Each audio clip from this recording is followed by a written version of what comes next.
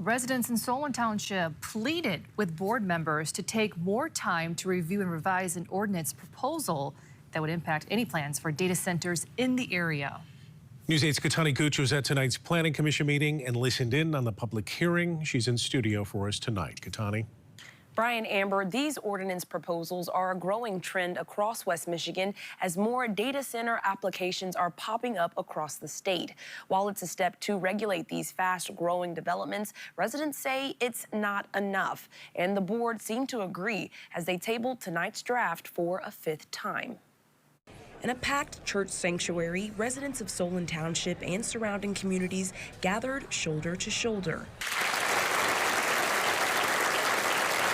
to demand more time. I would like the Planning Commission to extend the moratorium so they have more time to study these issues and others. Residents say with an extension to the township's existing 6-month moratorium, the board can revise the ordinance proposal that was brought to the table Wednesday night. We need to make those ordinances strong. They have to stand up against probably, if not one of the biggest companies in the world. This is the fifth version of the amendment. The current draft of this proposal does things like add definitions for data centers and provide regulations for medium-scale and larger data centers. We've changed things and added things that we thought should be done. But according to residents, it's what the ordinance doesn't do that raises flags. It allows for 800 acres of data centers in Solon Township, which is the exact project size that Meta is pushing for. So for us, we want to reduce that down to 200 acres in the township. Right now, it just talks about having a closed-loop system, and they have said to us that they think that that's enough of protection because it is, a less water-intensive system. But for us, we know that it's still not enough.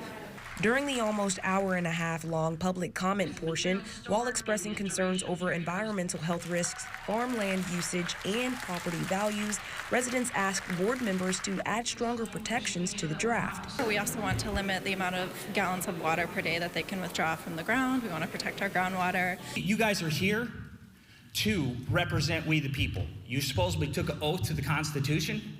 Well, then represent us, because if you're not, get the heck off the board and put one of these people here. Like several meetings surrounding this topic, there were points of passion. I have a First Amendment right, I'll speak. You listen, I'm the public, I'm the boss. That were met with even more passion. No, I'm gonna speak. We laid the rules down, no vulgar language. Okay. But ultimately, the packed meeting remained peaceful. When public comment concluded, the board made the decision to go back to the drawing board again. Motion passed.